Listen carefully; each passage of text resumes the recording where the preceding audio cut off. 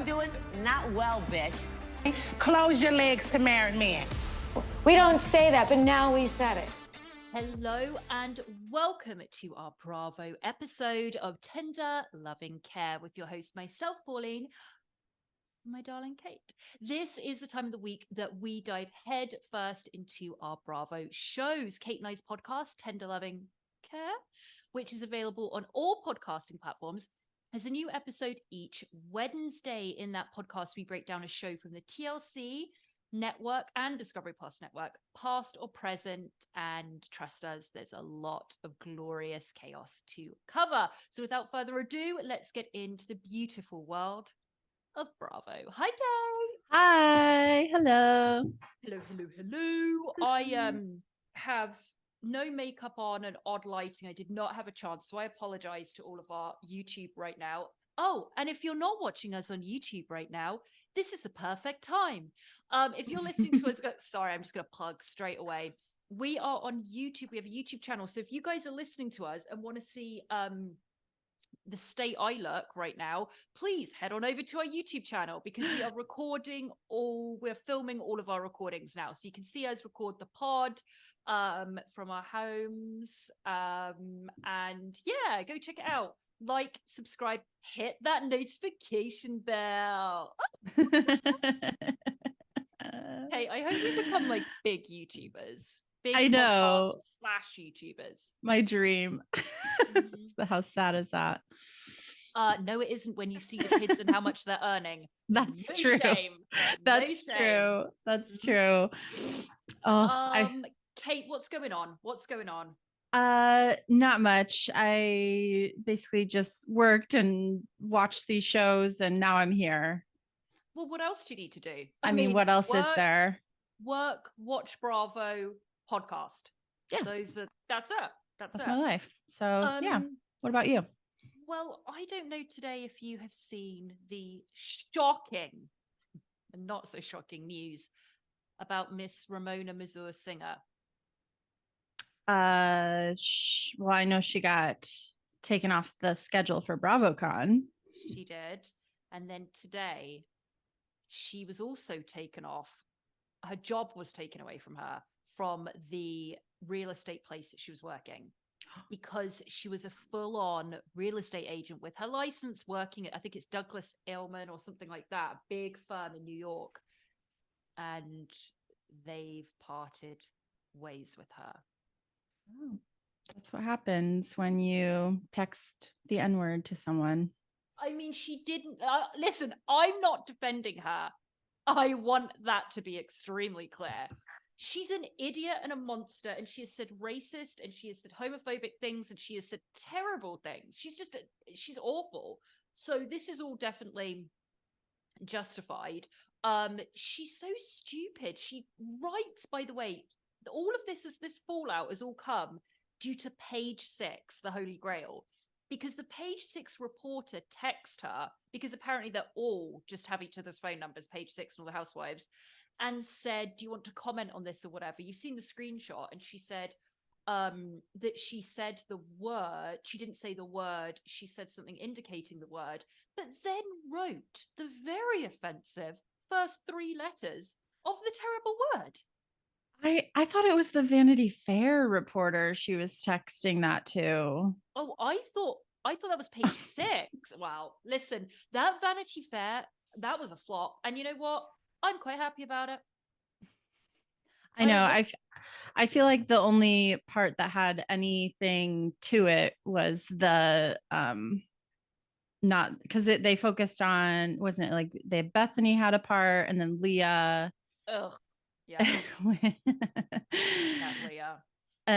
Kind of that part was just kind of whining about Andy, right? And then well, Leah came out today and said, so I'm just applying some lip balm because my lips are cracked to shit.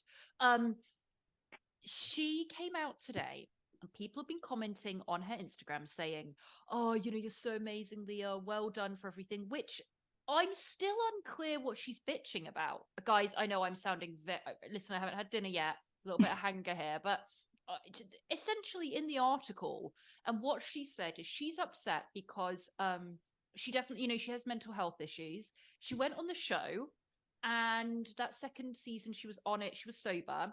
Her grandmother passed away. And she spends paragraphs moaning about how people weren't sympathetic towards her. And due to that, she ended up in a psych unit for 4 days. What's that got to do with Bravo and your employer? Nothing. Right. Yeah. Nothing. So some people, very few, have been praising her on her Instagram about thank you so much. And she wrote back, and somebody said, I hope you get all the money off them or sue them or whatever. And she goes, I can't wait for my day in court and all the depositions. She's apparently going to sue Bravo. That sounds expensive. Seriously. I mean, losing. I mean, what is she doing? I'm very confused by her, but Leah was always, I felt just like always a victim. She was always on there moaning about something, and I don't know. I didn't like her in her horrific fashion when she was on there, but now it's just even worse. I love how all of the people are staying quiet that want to keep in Andy's good graces. You'll never hear a word from Lou. You'll never hear a word from Sonia. They need Bravo so much. They know where what's that saying? Their bread is buttered. What side their bread's buttered on. Right. Yeah. And it's the Bravo side. I think Bravo. Ebony's concerns probably were the ones worth talking about, Yes. Yeah, exactly. But the rest of it was kind of fluff. It really was. Wow. And we could have written a bit of expose, not that we ever would, because it's against, the family. You don't go against the family. Bravo. Speaking of Bravo, we have 2 shows to cover this week, which I'm so excited about. Last week without Salt Lake, Kate, it was like a hole in my heart. It really just put a whole damper on the week. Oh, it did. But do you want to start with Salt Lake, or do you want to start with Housewives? New York, Beverly Hills. I want to start with Salt Lake. Yeah. Okay. So Kate, we're on only season 4, and I like to sit and reflect on my Housewives, and we're only on season 4, and look what we have had in 4 seasons of Salt Lake. Truly, more has happened on these 4 seasons than all of Dallas, all of DC. DC. Never forget. And Miami's back, and people are going crazy over it. I need our listeners to tell us, I don't get Miami. I'm sorry, I don't get it. I don't see any drama. Yeah, listeners, tell me. I just don't know what my entry point should be, because not too long ago, I went to the very beginning when it was first on and tried to start watching it then. And it was not holding my attention, and I dropped it after a few episodes. So should I just start with this season, or do I need like the previous season for the lore of it? Like, how do you get into it? Because I don't want to be left out of the discourse, but of course. Listen, but I don't know. I've watched it all. I've watched it from the beginning, and I watched the new reiteration of it, and I'm still like, huh? I don't get it. So I didn't watch the new episode that aired this week, but like you say, Kate, this Salt Lake is bringing it. Why don't you start us with Whitney pouring her Pellegrino? She's talking with Justin about her plan to meet up with Mary to, quote, move on. And this is just a terrible idea. I don't know if the producers were like, okay, we need a Mary scene. Anyone meet up with Mary or what? But this is just a losing game. Like, I was like, why are you even trying this? I mean, Mary, and we will get into the conversation that they had. I also think that Whitney's scrambling. She needs, remember, Kate, she's had storylines. She had a healing journey last season, and she's still on her healing journey. But right now, I think she's trying to have like marital, expose some marital woes as a storyline. But apart from that, and those kids, She's The, she the holographic the kid. holographic is. What are they? Can anyone else see them apart from us? I don't know if they exist. I don't know if those two know their kids exist. It's very odd. She never touches them because her hand would go straight through. Yeah. Yeah. I wonder if I think she's desperate for a storyline. She needs something. Monica's come in blazing. Monica's already got like 2 more seasons just out of this so far, these 8 episodes. Monica's in for 2 more seasons. Easy. Absolutely. So she's like, Justin, take your wedding ring off. Let's kick this off. I don't think she has anything. So she's like, I need to clear the air. Can't do it. Clear the air. On my helling journey. Hell it. I need to hell. And I just wrote, you will not get any resolution. This woman is awful. She's an awful, awful woman. She hates you. Hates her. This woman of God hates a lot of people. All wait staff, all her co-workers. She hates everyone. I don't know who she likes at this point or loves. That's a good point. So we have Whitney in those faux leather just I'm not going to be nasty this episode for once. But so she's also talking about her hologram child Bobby's that lasted about 20 seconds of me not being nasty. Her daughter's birthday that's coming up, and Justin's like, I have a conference. Then I always have subtitles on. I don't know about you, Kate. I love yeah, I'm a reader. I want to read while I'm watching TV. So I have my subs on and my subtitles on. And did you notice she said, you know, if we move the birthday party, then I'm going to have 2 big events. I'm going to have my Prism event. What is Prism? It was spelled Prism. Oh, like a light prism? I have no idea what she's talking about. Is that like a multi-level marketing thing she's selling? I have a feeling, because remember at the beginning of the season, she was saying to Justin, I don't know how I'm going to do it with my 2 businesses. I'm like, what? She's got the Whitney Wild Rose face toner or whatever it is. Sorry. Oh, I just Googled it. It's a spiritual sorry. It's a spiritual jewelry line. Ding dong. There we go. I mean, got it. So she's now going to be hawking this. Yes. Got it. So that's going to be on one of the episodes. Then her kid's birthday. So she was like, I don't know I'm going to do it, but I need help. And he's like, well, I have a job. So what do you want me to do? So that was kind of it. She left the room being like, I love you, Jay. He's like, oh, thanks. That's nice. Thanks so much. Yeah. And then Kate, take us into Heather and Monica's scene. Woo. Yes. So they meet up and Monica is opening up about her feelings of abandonment with her mom and reveals that when she was a young girl, her mom left her at a friend's house in, what was it, Pennsylvania or something? In Pennsylvania. So that she could go live her dream in New York City by herself. So her telling this, there is, first of all, right out the gate on Monica's first episode, we found out that, you know, her dad was gay and just left her and ran off with the man to live in Florida, that she was a state witness to Jen Shah and put her in prison.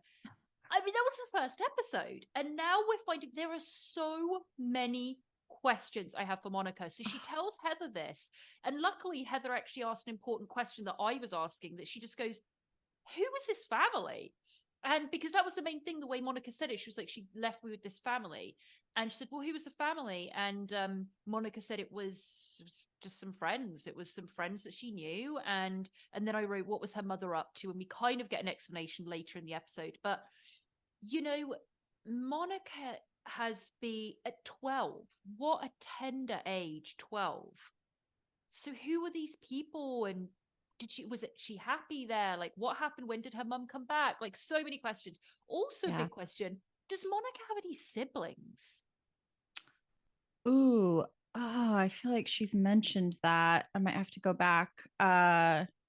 I don't know. I don't Because know. the way this all panned out, I'd say no. It But doesn't seem that way. Yeah. mm, Not sure. it was dark though, and Heather was a great person Yeah. to confide in. They went Yeah. snowmobiling and it was fun, and she was checking in with her because she was like, I just felt sorry for you. You know, you walked out of that Easter brunch event with your shoes in your hands, and it was just sad. It was really sad, and I'm glad she picked up on that. Yeah. Heather, does she like to stir the pot and get up to mischief? Yeah. But I think Yes, ultimately she's a good girlfriend. I She's a think good so. listener and she's empathetic. Absolutely. Then we head over to the Fresh Wolf household. Woo! Woo! Baby gorgeous. Hi, baby gorgeous. No, I'm always on play. I love Lisa Barlow so much I can't contain it. So much. We find out from her husband that Jack, Fresh Wolf Barlow, told him about the mission Yes. like 2 weeks before he told Lisa. I And he goes, know. if she found that out, she'll kill me. I know. It's so funny. It's because it's like he wants to do this religious kind of religious track for a couple of years and go and serve the community, and Lisa's really annoyed because she wants him to just be doing Fresh Wolf, New York Fashion Week, products, businesses. I love it. Plotting those frosted tips around town. Oh my god. When she roasted her own son for his It hair. was, I wrote that down, and it was honestly one of the best things I've ever seen. Like, what is it, the 90s? She is everything. Everything. I don't get it. Why are I you don't doing get this? it. Whatever. Okay, Jack. So good. Oh god, I can't.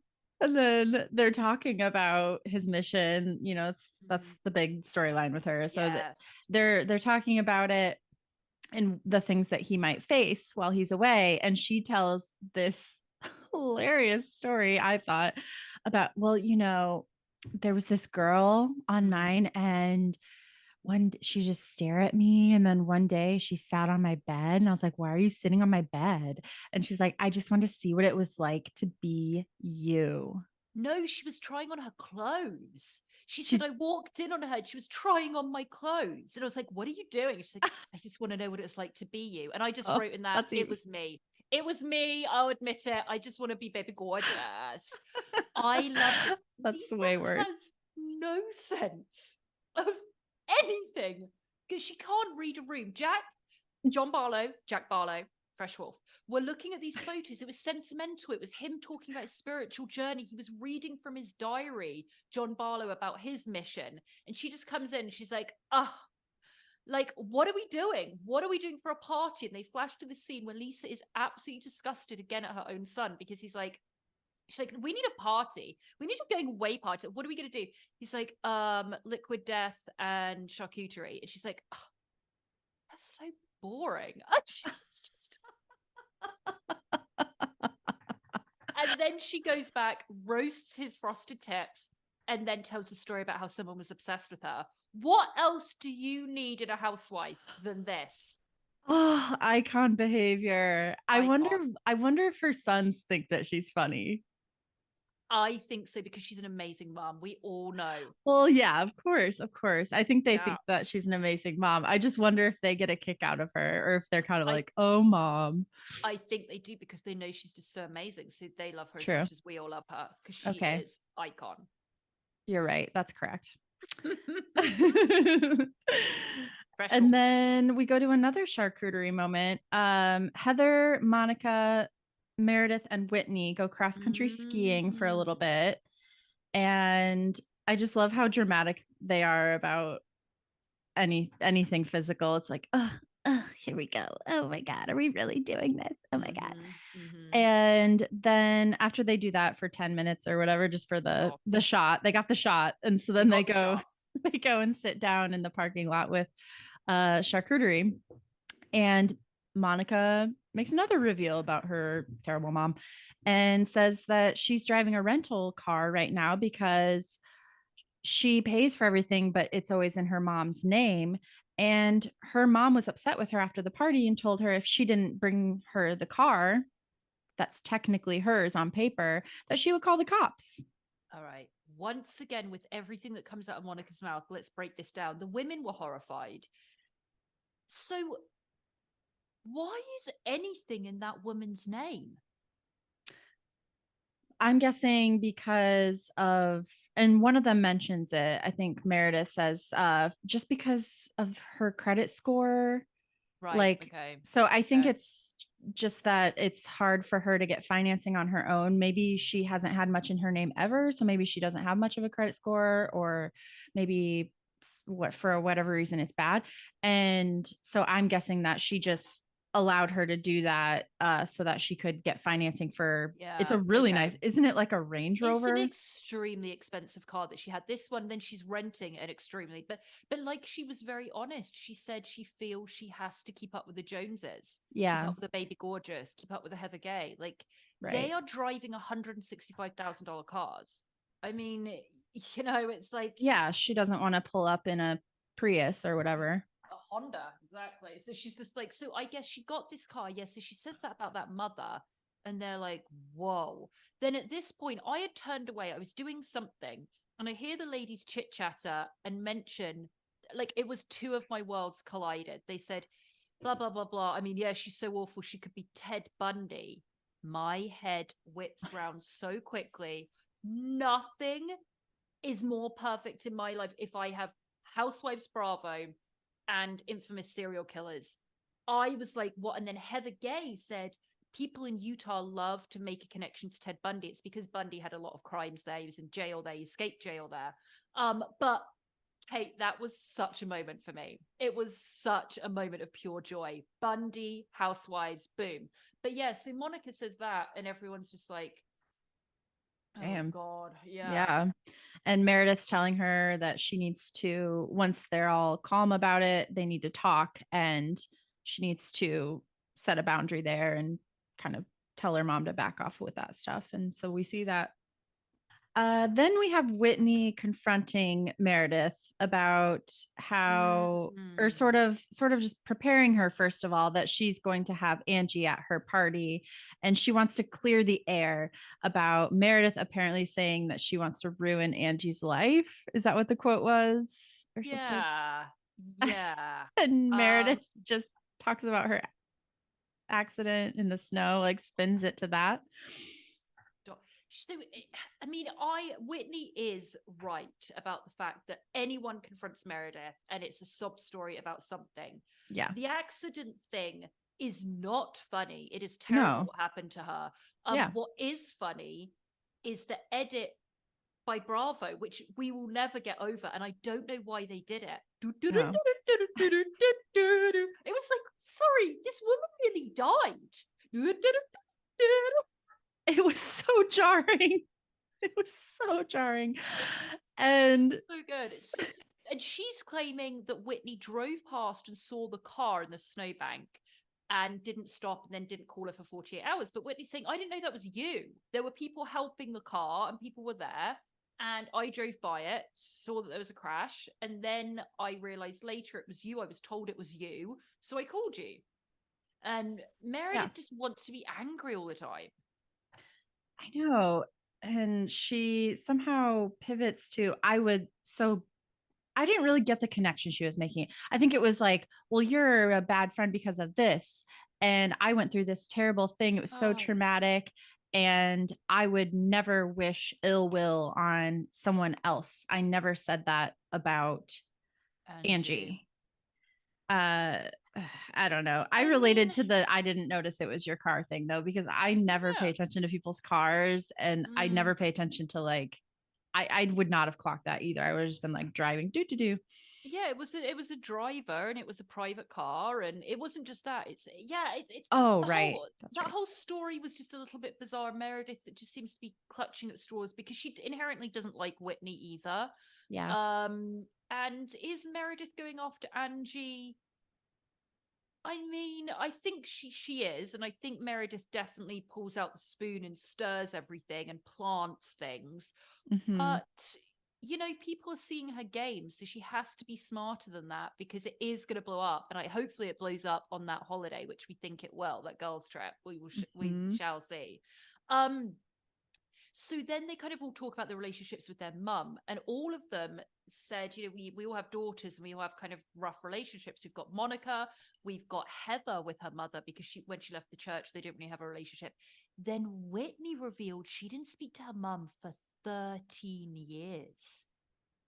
13 years. Now, that is crazy. We know her father and his hair. We are familiar with her father. Right. I would love to get my eyeballs on her mum. Oh, I would love to. That would be really interesting to see who is this woman that was with him. Yeah. And what's her deal? Like 5 times to different people and had kids here and kids there. I would be really interested to see her mum. I mean, if she wants a storyline, Monica did it. She drug her mommy issues out for the world to see. See, once again, this is why we should be consultants for reality stars, because there you go. That's how she can stay on the show. Get her mum on the show. It's right there. Drama. It's right there. Yep. And that was pretty much it for that scene, right? Yeah. And then we go to this scene with Angie and her dad. Which was 86. He looks fantastic.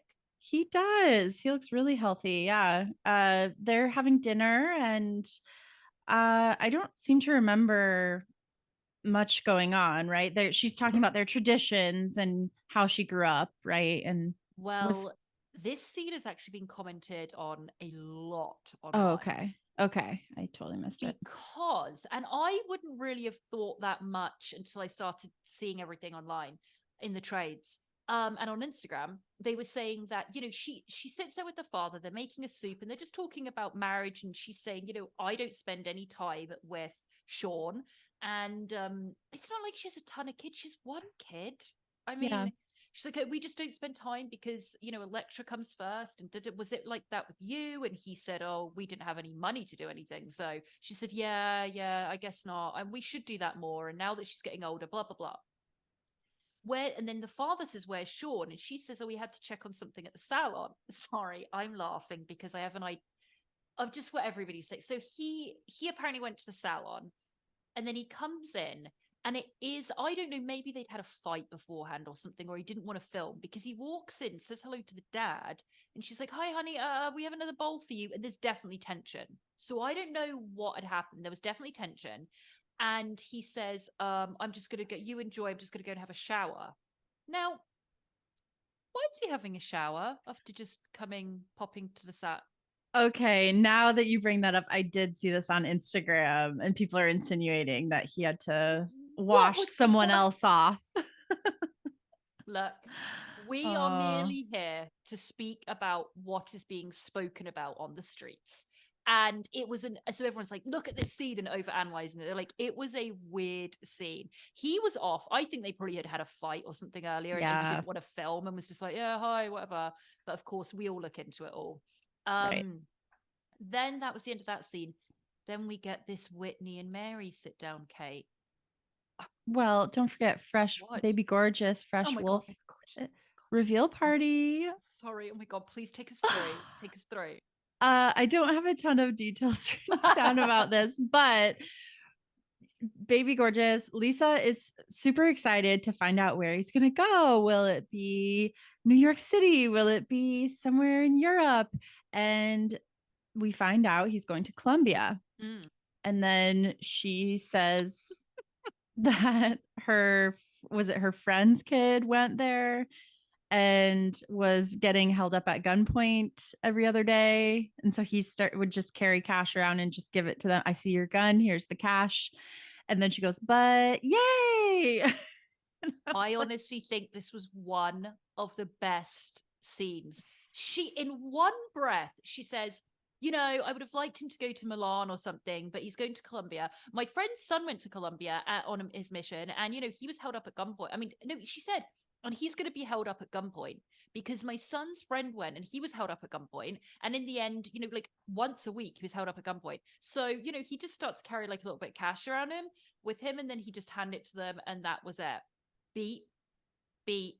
Overall, it's thrilling. I love her to eternity and back. So she's all crying. Fresh Wolf Jack gave a little speech, which was lovely. They're all super happy. I love the amount of food and people that they had. It was a huge party, and they had Zoom. They had tons of family on Zoom. So, you know, Baby Gorgeous was all overcome. Yeah, it'll be a journey. It'll be interesting to hear how that goes when he gets back in 2 years. Oh, Fresh Wolf. Such a long time. No. And then, okay, yeah. And then we get to this dinner with Monica and her mom. No. We've got Whitney and Mary sit down. Oh, good God. Yeah, that's what we're missing. Okay. So we see this meetup with these two, which was just the biggest waste of time. Whitney goes in, Mary arrives with this monstrously huge Louis Vuitton bag. Did you see how big it was? It was like the size of her. Anyway, meet at the restaurant, sit down, and Whitney's like, "You look gorgeous," and I think Mary said something, and they sit down, and you know, Whitney says, "Oh, it's like a snowstorm," and she says, "No, it's a blizzard already, like already." And then she says, "Well, we missed you at the Easter breakfast, Easter brunch," and she goes, "Well, I didn't," or something like that. I mean, I didn't miss you. I didn't miss you, or I didn't miss it. I think she said, "I didn't." It's, you can't speak to her, and Whitney has not realized this, but once again, it's for the show. So this poor waitress came over, or they made their orders. They kind of had a little bit of chat. She and Whitney's like, "Oh, I got teenagers." Mary doesn't give a shit. And then she comes over, the waiter comes over and like spills. Didn't even really see what was spilled, but there was something that was spilled on her. And Mary's face, she's like, "I can't believe she spilled food on me. I can't believe she spilled food on me." And then she says in a confessional, which she spilled it on Whitney. And that just sparked her mood. I'm sure there was something else that they edited, but immediately she says to Whitney, "You better bring it, girl." Like, she's very, very flustered because she cannot articulate herself in any way. She cannot express her emotions. And I think that's due to her massive trauma that she has had growing up in this church that is apparently being called a cult, and being forced to marry her step grandfather. The woman is full of trauma. Yeah. And so she has never been able to speak out. And now she has this massive platform. And so she's very angry at Whitney. She hates Whitney, but she's like trembling over her words, trying to get things out and insult her, but she can't form the sentences to do it or make anything kind of make sense. She just says, you better bring it. And then, you know, Whitney's like, "Well, I'm sorry because I, you know, said those things." And she goes, "Yeah, you severed our relationship. That's it. Well, why are you here?" You know, she was there because I think Mary in her mind thought, "I'm going to go and make a statement. I'm going to put a zinger into Whitney. I'm going to tell her exactly how I feel. She's going to now understand my wrath. Like, I'm going to really..." But she's such an odd woman and has very poor social skills that she can't do it. So then Whitney's like, "Listen, I'm apologizing. You need to take accountability for these text messages." Mary's text messages, remember the ones to Baby Gorgeous, right? And then to Whitney is just like, "I look younger than you. You're old. You look..." She's horrid. I mean, I don't need to say it again. She's just horrid. And she doesn't know how to fight. She doesn't know how to have a discussion, an argument. She knows nothing. So it was really awkward to watch her. And then Whitney's like, "Well, why are you here?" And she's like, "I'm good. Don't start with me. Don't start with me." Then she goes to the waiter, "Oh, I'm going to take all of this to go." She always has a to-go bag. In every restaurant, Mary has a to-go bag. So then the waiter comes over. She's like, "Can you pack it up?" So they're just sat there waiting for it. And Whitney's like, "I don't know what you want me to say. I mean, nothing. You did all of this." And then she just says, "This is what I mean." She can't express emotions. Whitney had some oysters in front of her. She's like, "You go ahead, slurp, slurp your oysters."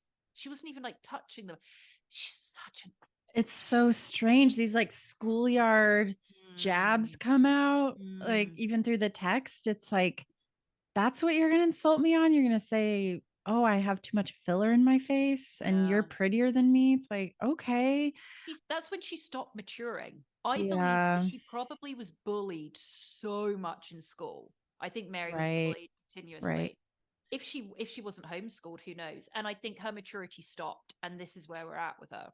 That makes sense. And to me, it seems like she doesn't even like leaving her house and being in public. Mm, She mm, seems like a recluse to me. yeah, And absolutely. so she's just uncomfortable being around everyone and she gets irritable because of Yeah, that. And so everyone's bothering her. The yeah, waiter's bothering her, whoever she's talking to, whoever's walking by, it's just like, like just agreed, she doesn't even want to be there. So agreed. that was not a productive Oh, meeting. monster. So then is there anything else besides this scene with Monica and her mom? Oh no, please take us into this, Kate. Okay. Please. Ooh, So her mom walks in. Remind me, what is her mom's name? Linda. I wrote that down because I'd forgotten Linda. Okay. Linda comes in and when someone walks into a situation and they're just already like put upon and in a state and she's like a whirlwind. She's like, oh my gosh. She sits down. I just watched this movie and it Well, was sorry, oh, just to interrupt, just a little bit of a correction. She was already sat, and it was Monica that walks in. And okay. I couldn't that's when remember. the theatric starts straight away with the aspirin. Yeah, carry on. The Got it. correlation. Okay.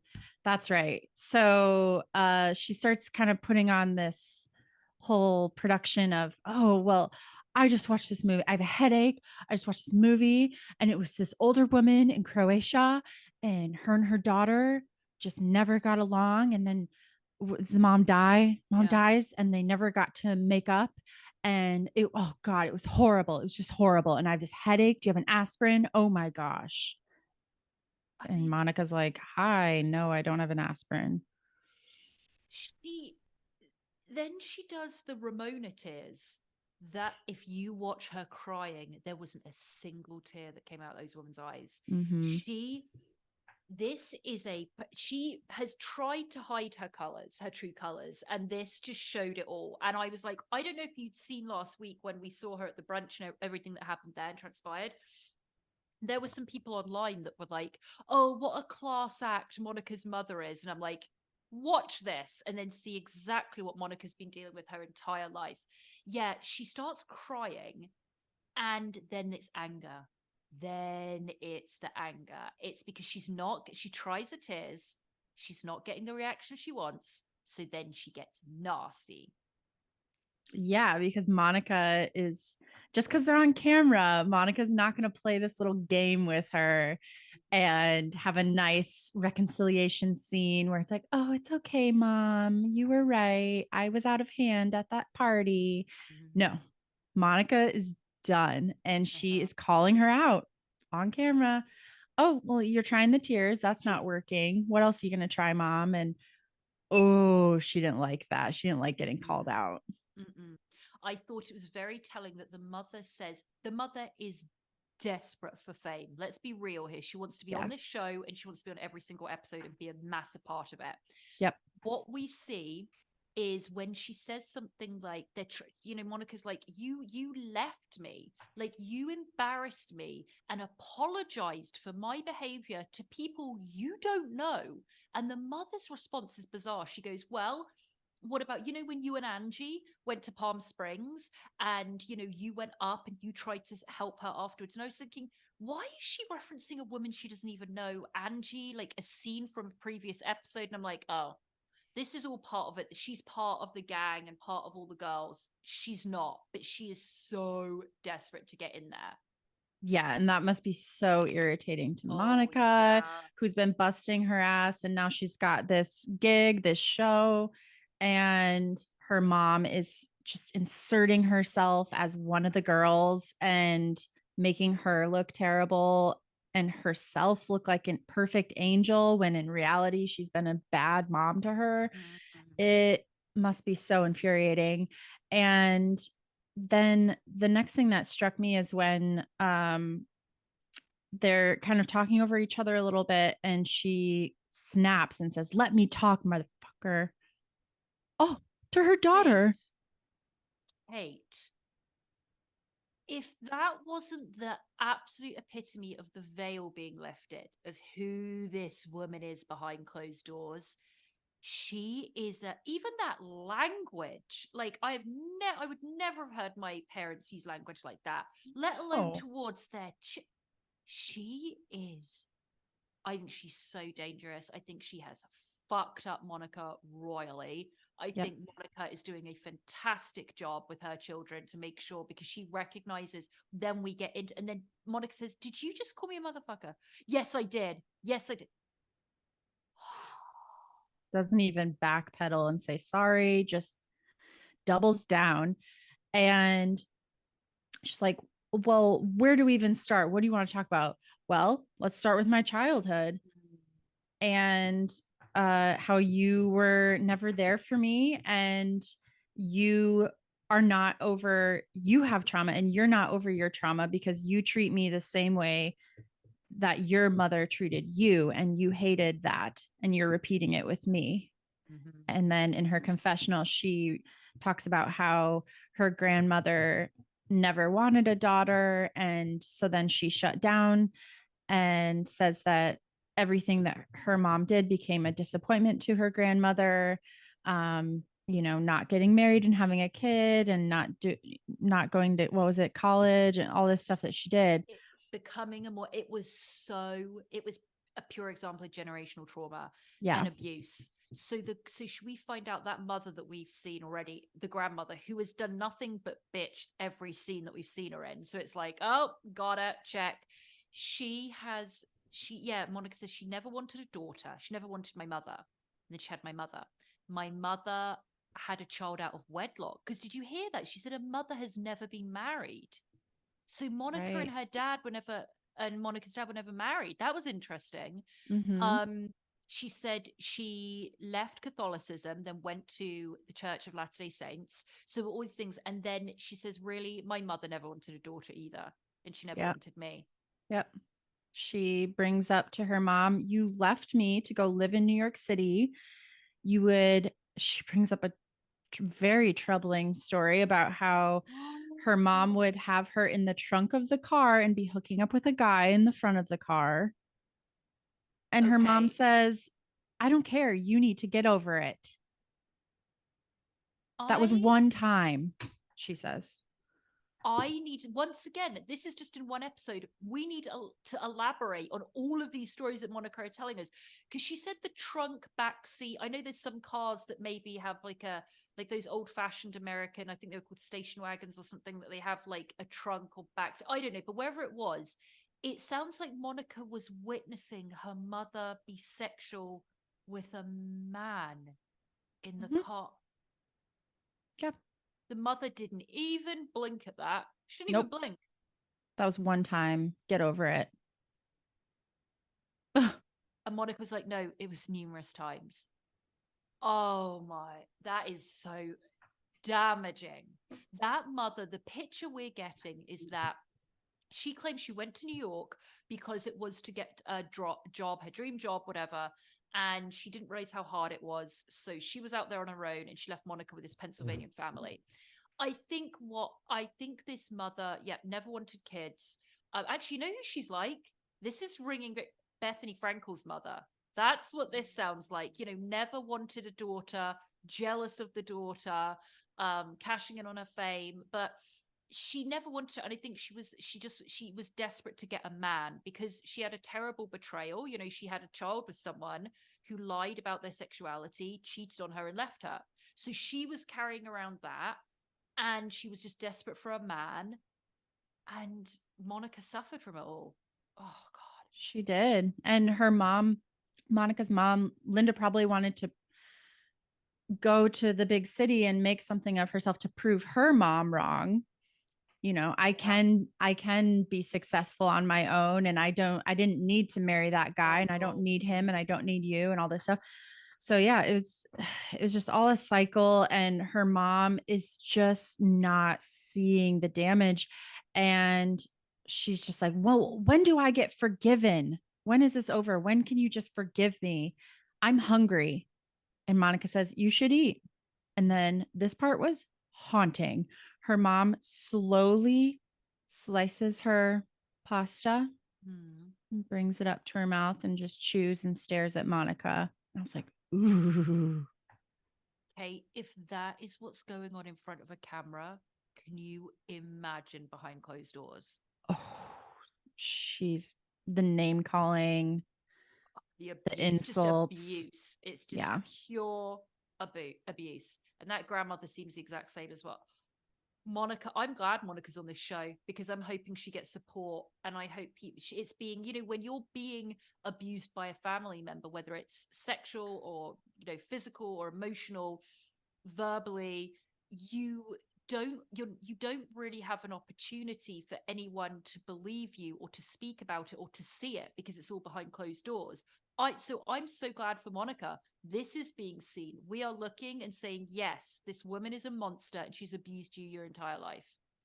And maybe Linda will watch it and I mean, maybe not. She probably won't, but Doubt it. It was dark. And we ended on that note, on this episode 8, Mums, Missions, and Matrimony. I'm looking forward. There's so much digging with Monica. I think I'm so excited to get more of her. I'm excited for the girls' trip. yeah, I'm excited. We see next week, unfortunately, our two faves, Monica and Babe Gorgeous, are going at it. I know. They would be such wonder- a powerful duo if they could know. get along. Monica's second season, they'll do that. Yeah, Yeah. that's true. So that was it. Great work, guys. Great work. We need to Yep. hop on to our other show now. We have BH this week, Real Housewives of Beverly Hills, season 13, episode 2. Mhm. Whew, okay.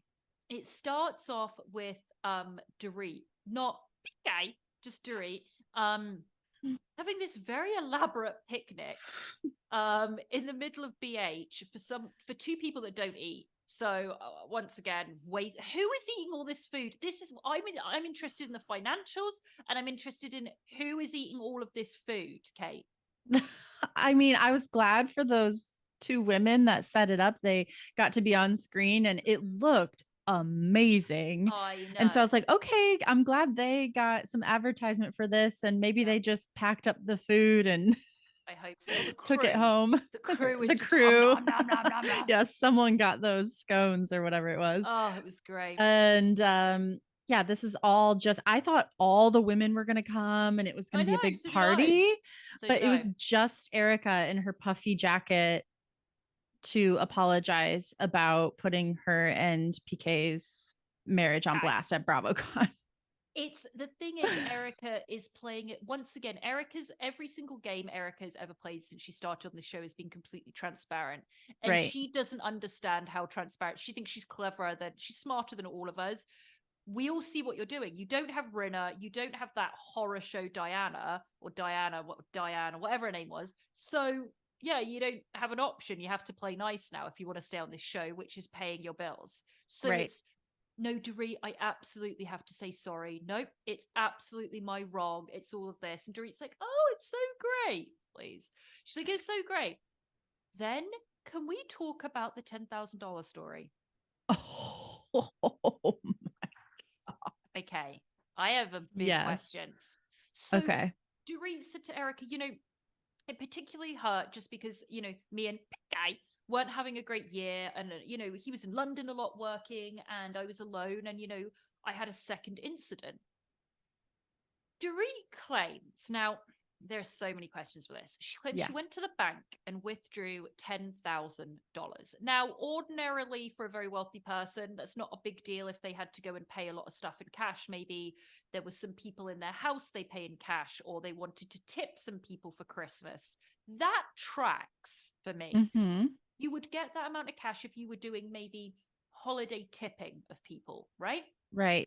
But she says, I got $10,000 cash out to get Christmas presents. Now, nobody in 2023, I think it's only my 80-year-old aunt that uses cash for anything. Nobody goes and buys things in stores, in shops with cash. Then, so that's my first thing. Right. Wait, I didn't even think that. I was just like, Yes. oh, rich people, they have cash. That Nobody makes so uses much cash. Why are you not using the black Amex? Okay, yeah. Nobody uses cash. Such a good point. Such a It good would point. have made so much more sense if she said, I got money out to tip people. I would go, yes, that makes sense. But she specifically said it was to buy Christmas presents. Now, could that have been a mix of words? Possibly. But then we get the second part of the story. And she said, I had put it in my purse, in her handbag. I had put it in a cart, left, turned around, came back, the bag had gone. What, a cart means she's at a grocery store. So you're telling me you're buying groceries in cash? No, that doesn't happen either. And you have $10,000 in a bag that you walk away from. I didn't buy a second of that story. That's true. I'm like, are you buying gifts? Where was she at, Target or Marshalls or something? Maybe she was at I would say not. Nordstrom. I would say no. She's not buying Christmas presents in those places. But that's what she said. I'm going for Christmas presents. And I put it in my cart, which is at a grocery store. But she would never, none of these people pay for groceries for cash. So, and then she's like, see, all of that didn't track for me.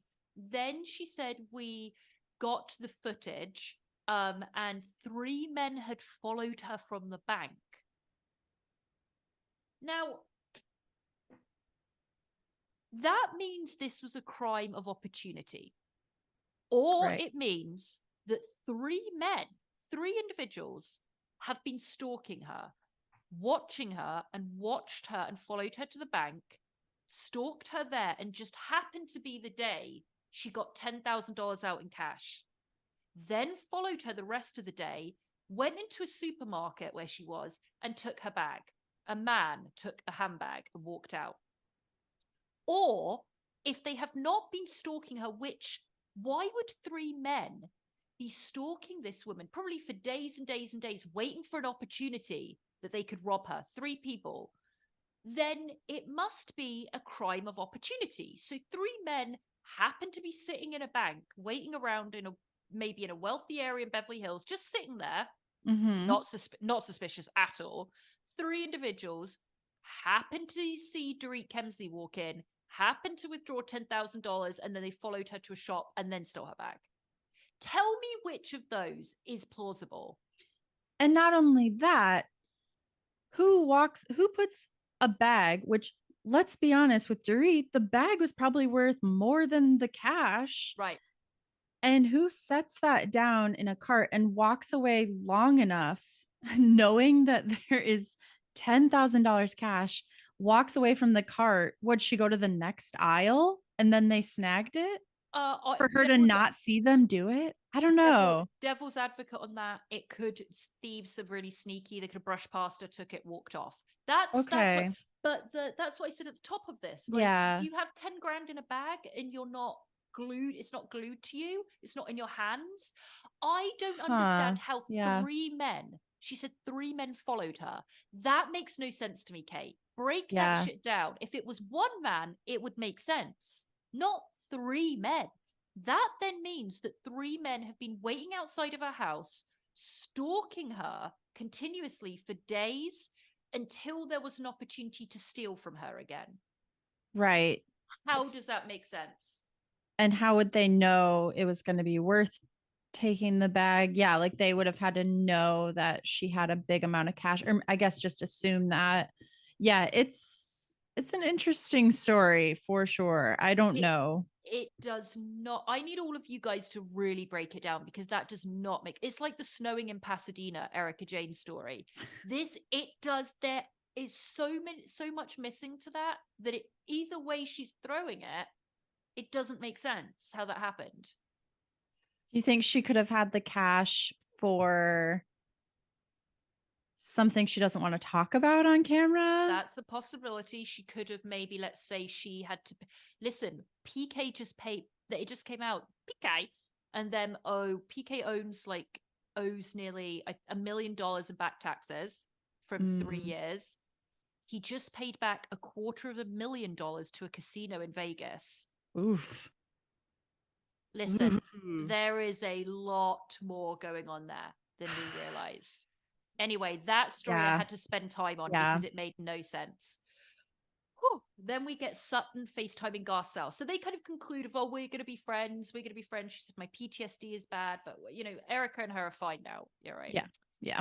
Sutton FaceTimes Garcelle. They're talking about taking Crystal for her 40th birthday to Vegas, and they're all excited. And then we see this dating coach, matchmaker, make me a match. Alessandra. She's a very perky woman. Oh my God. In a hot pink blazer, jumpsuit, whatever. Water would be amazing. I would love some water. Water would be so amazing. Thank you so much. Hey, if I had to get a matchmaker, guess who I wouldn't want as a matchmaker? What? Alessandra.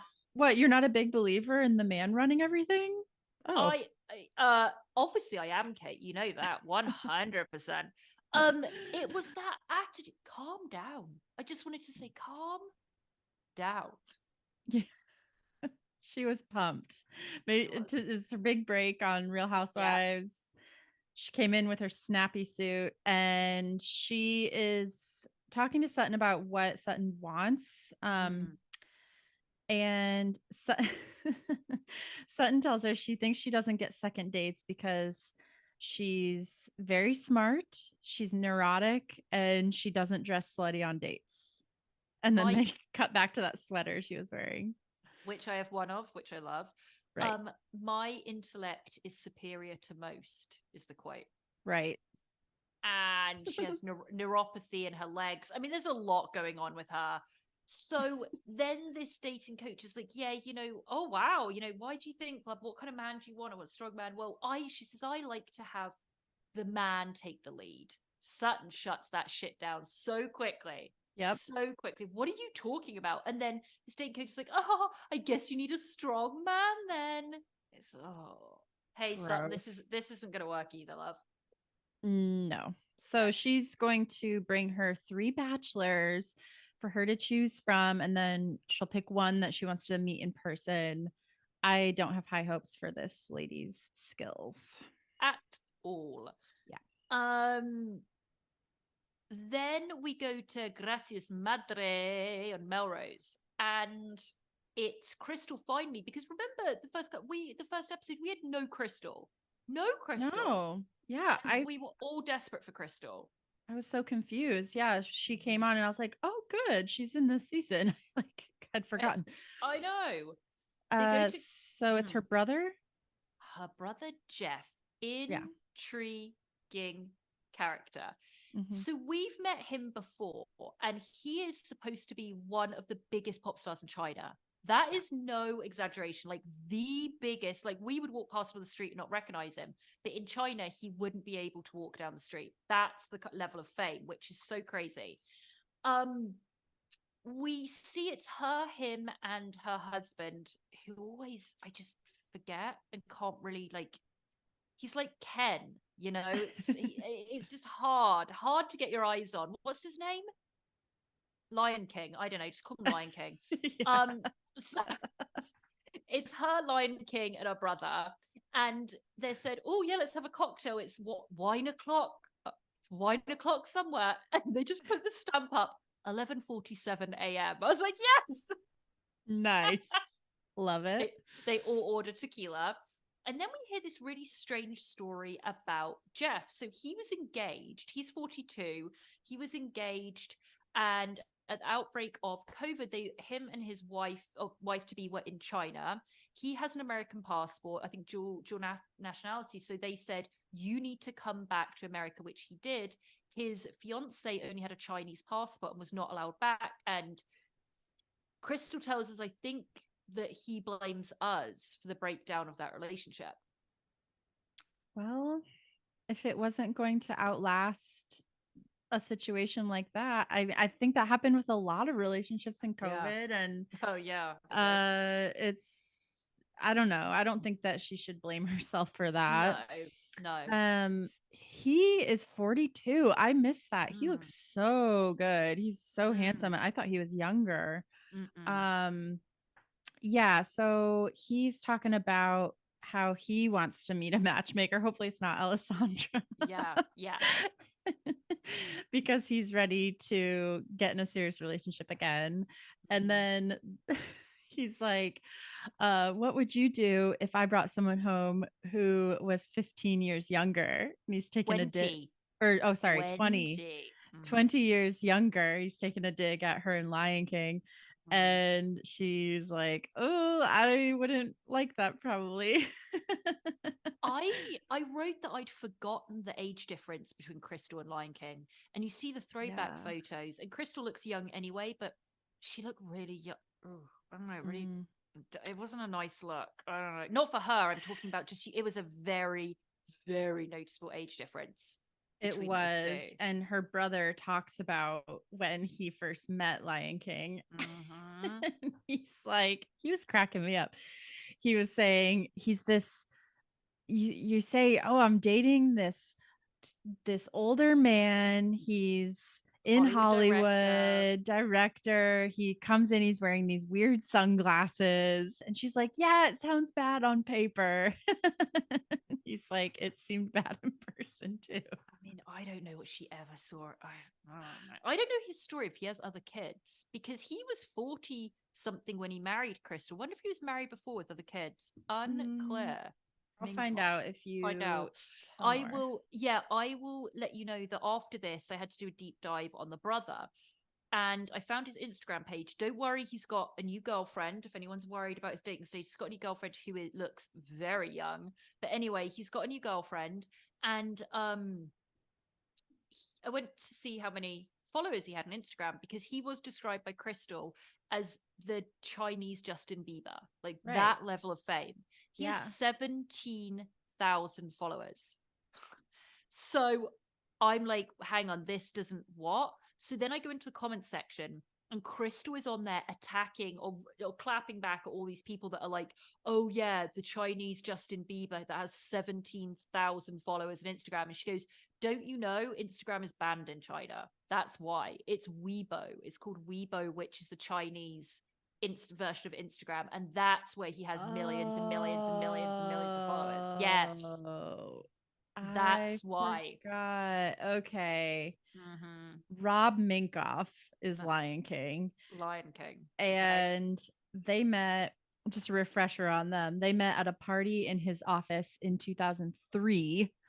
Jeez. And they attended the Finding Nemo premiere as their first date. Flexing on her with the Nemo premiere. And he proposed to her on Valentine's Day 2006, married 2007. They have a son named Max and a daughter named Zoe.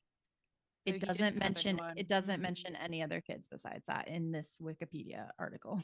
So Crystal's the same age as me. She's going to be 40, and this was filmed last year. Okay, so she's a year older than me, but because I'm going to be 40 next year. So yeah, I'd say she's about a year older than me. In 2003, I was 19. So she was like 20 when she met. Oh, sorry. Young. Yeah. That says a lot about Crystal. So she really didn't have any of her 20s dating anyone else apart from her husband. Wow. That is wild. Wow. Yeah, because she was just out of being a teenager, dude. Oh my Oh God, when you God. put it that way, she was just out of being a teenager. She couldn't legally drink. She enjoyed Finding Nemo because she was a young person. Yeah, exactly. Right in the Sorry. age range. Had to do it. God. Wow. Talk about that for a while. Anyway, so that was the end of that. And then we get this very odd scene with Kyle picking up Dorit and in the car. So we find out Kyle's picking up Dorit to take her for lunch, but really they're not going to lunch. They're going to Beverly Wilshire Hotel to reenact Pretty Woman for PK and her's anniversary. Dorit doesn't know. It's all a surprise. It wasn't mentioned like, oh, and Pretty Woman is her favorite film either. It just seems like PK just picked this film. I don't know. So they're in the car, and Dorit gets into it with Kyle. And it is so telling. Every single question Dorit asks Kyle, she answers with a question. So Dorit says, "Are you okay?" "Oh, why would you say that?" "I don't know, you seem off. Are you and Mauricio okay?" "That's so strange you'd mention that. Why would you ask that?" She could not answer a thing. Mm-mm. I don't think she had decided how she was going to present this on the show yet. So she's like, "Oh, no." She's kind of like pushing her back a little bit. And Dorit tells us that she and PK used to hang out with Kyle and Mo all the time, vacationing, getting We drinks, getting remember. dinner. And of course, yeah, we've seen it on camera.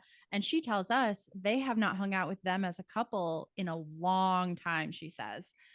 And Kyle finally gives her a little something and says, "I just feel like I need a little freedom and space." And Dorit says, "Away from your husband?" And she goes, "No, away from everything." Just keeps it really mysterious. And Dorit kind of pushes one more time and she's like, "I feel like there's something you're not saying." And Kyle's like, "No."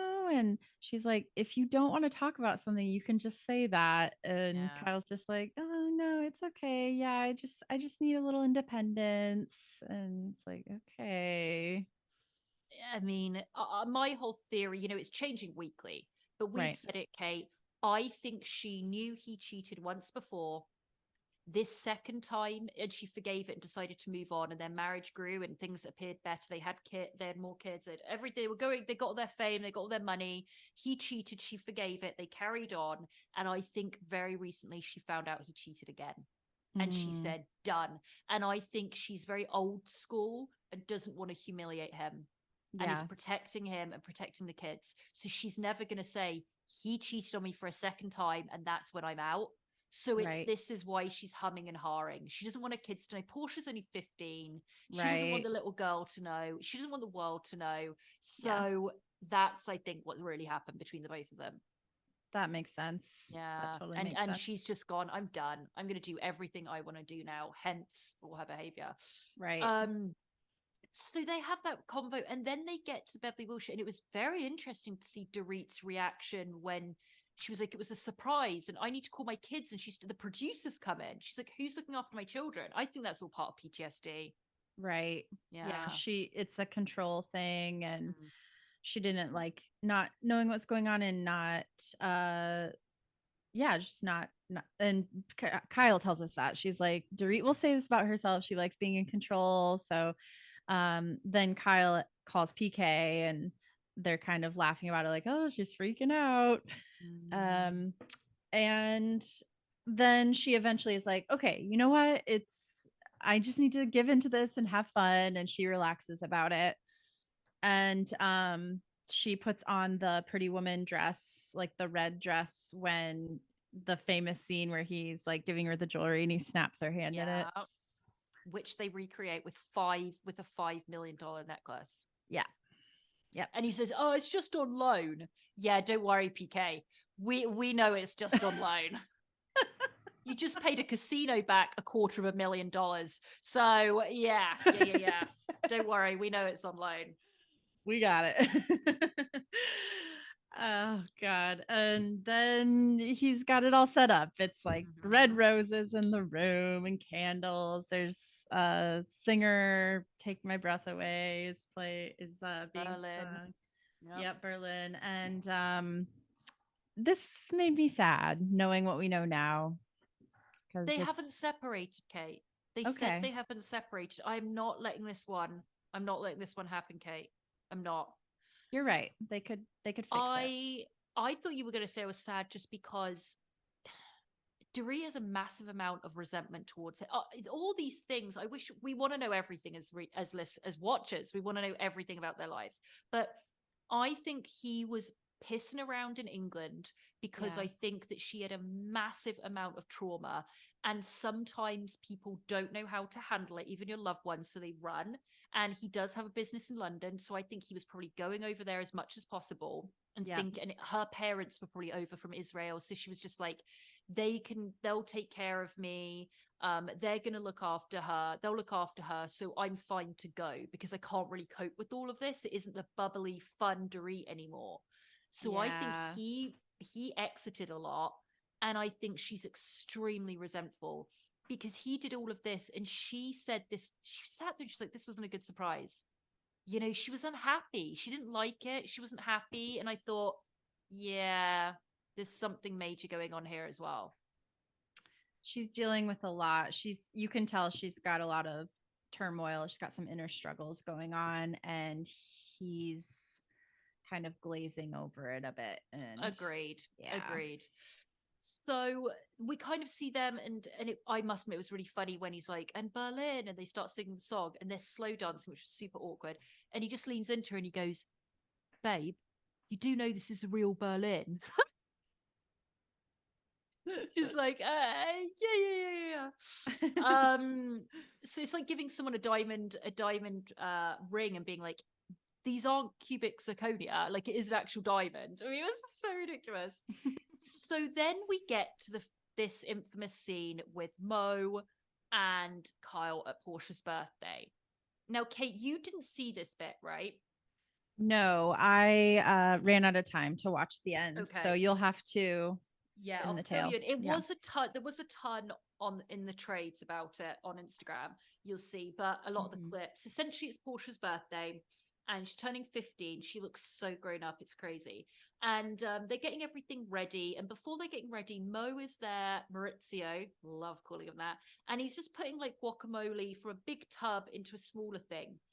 And he just says, you can see he's trying. You know what's going on. And he just says, oh, hi, Love Bean. What have you been up to? And she turns around. She's like, you know exactly what I've been up to. This is just preparing for the... They were never like this. Something massive happened. And it's got to be him cheating. And so she says, you've seen me. I've been working all day. It's been such a busy day. And he's like, yeah. He's like, yeah, it's been a really busy day for me too. I've forgotten to eat. And he's like kind of eating this guacamole. They're getting everything set up. She's running around like a blue-ass fly and not giving him anything. You see it coming out of her pores, her anger for him. And then the family starts to come over and his mother and father come over. Estella, the mother. And she pulls Kyle aside amongst all of this. They're eating, and then they were at the table, and she looks at Farah, and says, "Oh, is that a tattoo?" And this subject of tattoos come about, and she asks Mo, "Did you tell your mum that you've had a tattoo? That you got a tattoo?" And he goes, "No." And she says, "Oh, I don't think they know about mine either." Then she goes up to Estelle and she goes, "Do you want to know something funny?" And she goes, "What?" And she says, "I got a tattoo. Are you going to care?" And she goes, No, I don't care, whatever. And she goes, "Well, your son's got one too." And she goes, Oh, okay. What? Okay. Then Mo finds out that she told his mum, and he goes, "That was my secret. I don't want to talk about this. And then Kyle goes into the kitchen. This is all during this dinner. And she goes to the kitchen to cut the cake for the birthday party for Portia. And she's saying to someone, it's caught on mic, she's like, he's angry now. He didn't want to talk about it, and he doesn't want to talk about it on camera. He's just like, why would you do that? Why would you do that when it was my secret to tell? And she's like, I don't know. I thought it was going to be something funny. And it's just like silence. Then it's a polar opposite to what you've ever seen these two before. And then they sit down. Then Estelle grabs her again and says, "Hey, listen, are you and Mo okay?" And she says, "Yeah." And she goes, "Because what? Why?" No, she doesn't even say that. She says, "Why would you say that?" She said, "Because every day I open Google or this and that, it's all saying you're separated, you're not together, you're not doing this." And you can see Kyle is so awkward. And she just says, "It was because they caught me without my wedding ring on one day, and that's it." And she's like, okay. It's so awkward. It's horrible to watch. This fact, do you remember how loved up they were? They were like teenagers. Oh, It's not But, nice, Kate. It's yeah, not nice to watch. I don't know if I'll even go back and watch it. That sounds really sad to watch. I loved them. We all looked and said they were a couple. She said when she met Mo, they had no money, nothing, and she had a child. And when she found out she was pregnant with the next daughter, he just lost his job. She said we were broke. We were living in an apartment with no money. And they came up and they made all this money and they were successful and she got the fame she wanted. They got the money they wanted. They got the healthy daughters, happy daughters in university. And it's just all gone to shit. It's all gone to shit. It's very sad. And so that was the end of that scene. And then we see they're all leaving for Vegas on the PJ. So Kyle's got them a private jet, of course. And they all meet up for Crystal's birthday. They get on the plane. They get their like red Phantom Rolls Royces waiting for them in Vegas. I know. Wow. And they get into that, go to this hotel, great hotel, looks good. Then we get a flash forward of them that they're saying, all right, everyone, let's get ready. And then we flash forward to 4 hours later. Oh, and we love a timestamp. Love a timestamp. And they are at a Magic Mike, like male stripper show. Mm-hmm. And guys, if you have never been to one, I went to one in Vegas. I was horrified at what these men do. It's not like gyrating. And by the way, strippers are not my vibe. I've been to strip clubs for women, but male strippers are just not my vibe at all. And I love men, but I don't love male strippers. I'll just say that. Okay. So I went to this stripper club. It was very similar. It was like, I don't know if it was Thunder from Down Under. I don't know what it was, but this is so gross. My friend was wearing a dress with no knickers on, underwear, and these men, I was pulled up on stage and I wouldn't touch them. It was so disgusting. He was like in front of me, sweating and greasy and long hair, and I don't like men with long hair, and his hair was all greasy and stuck to the back of his neck, and it was like a bow tie, and his dick was in my face. I was like, no, you do not know who you're dealing with here. This is not my vibe. So they grab your hands to like touch their ass. I was like, touch your ass. So my friend was literally picked up. His head was completely up her dress. Oh my God. He was making out with her. It's unbelievable what they do. I was in a corner. I was like, this is disgusting. I don't know who these guys are. None of you are attractive. I like my men to look like kind of, soccer players or perhaps like heroin addicts. Like that's the look I like. Not big, bulky, sweaty, greased up men, long hair. So I was horrified. So we see 4 hours later, Erika Jayne has legs akimbo on the stage with a man in between her legs, face first. Like someone's getting tossed in the air. Like it is so insane what they do in these places. If you've never been, listeners, okay, it is disgusting. I didn't know it got that raunchy. Oh my God, it is not grinding on you. It is sticking your head. They stick their heads in your tits. They try to make out with you. It's insane. So what happens is you see Sutton stand up and go, I'm leaving. I mean, look, I didn't leave, but I was as disgusted as Sutton. So she stands up and she's like, this is disgusting. So she goes out, but instead of just being like, this is gross, I want to go, a fight starts to break out between her and Kyle and Garcelle. So Kyle turns around and I think Sutton says to her, stop being a bitch. And Kyle gets in her face. He's like, you're the only bitch here. Stop being a bitch. And Garcelle's getting in on it. So, and that's all for next week. Imagine standing up for a show like that. Like, this show is incredible. How dare you leave? It is. Oh, well, that's of course Erika's like, oh, you guys just aren't like sexually free. Yeah. Dude, that's what it's about. Yeah. It's course. disgusting. It's so gross. You guys are prudes. Yeah, that's what it was. All that's her shtick. That's going to be. It's like, no. So anyway, that's next week. So I think it will be great. Okay, I'm excited for that. Mm-hmm. What the hell? I know. There's a lot. I can't believe I just picture them all. I just picture like 8 versions of like young Jax Taylor, like Miami Jax Taylor. It's like that's what they look like. But then also not even that good looking. A young Jax was gorgeous. He was. This is bulked out, rough around the edges, like long hair. I don't. There's a lot going on there. They're not. They're not a Jax. They're not a Miami Jax. I'd be fine to never go to Vegas again, honestly. Seriously, you only need to go for 2 nights in your entire life. That's it. 2 nights. The whole thing is a lot. It's a lot. Kate, we have to wrap this up. So we do. Why don't you do a couple of plugs for everything that's going on? And yes, thank you for catching me up on the end of that episode. My pleasure. Okay, guys. So we've got a lot, just like Vegas, there's a lot going on with the pod. So today you're listening to our Bravo episode. On Tuesday, we have our 90 Day Fiance recaps coming out. Yes. On Wednesday, we have our original show. It's the Wheel of Shame show that we have our Wheel of Shame that has picked a TLC or Discovery Plus show for us to review. Next week, we'll be reviewing which one? Awake Surgery.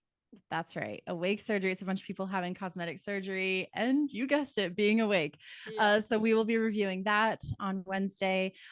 Next Friday, we have again our Bravo episode and a bonus episode coming out of a to be determined documentary that I need to choose soon. And you can check out you can check out our bonus content on Patreon. You can go to patreon.com/tenderlovincarepod.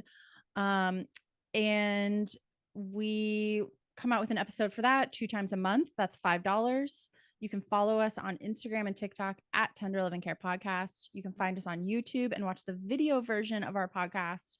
Search Tender Loving Care Podcast. You'll find us. It's the same branding as everything else. You'll see it. And anything else? I think that's it. Instagram, Tender Loving Care Podcast. Email us, tenderlovingcarepod@gmail.com. We love to hear from you. Thank you for following us. I mean, it means a lot to listen to this, obviously, and to like it, leave a review. All of that is free to do. It means a lot to us. And also free to do is to follow us on Instagram. Like, comment, and also follow us on and subscribe on YouTube. I know it's a lot, but if you're sat there right now, you got your phone in your hand, please just go ahead, go to YouTube, go to Instagram, follow us, like us, subscribe. All of that good stuff is brilliant. It really supports the pod. Yes. All right. We are going to love you and leave you as always, but we will be posting up a plenty every single day on Instagram. So catch that up and have a fantastic weekend. We will be bright-eyed and bushy-tailed next week for 90 Day Fiancé. Yes, and if you're from Belgium, tell us where you heard of us. Belgium, once again, we are looking. Our numbers are still going through the roof from Belgium. It's just a mystery. We are so grateful, but we are also so intrigued. We have to know why there has been this massive, or how there has been this massive influx of listeners from Belgium. At first it was just Brussels, and now 2 other cities have appeared. We don't know if we were mentioned somewhere, if some fantastic Belgian fans suddenly told they have tons of friends and they told a ton of friends. I don't know what happened, but please, if you know, let us know. DM us, Tender Loving Care Podcast Instagram, or email us, tenderlovingcarepod@gmail.com. Thank you.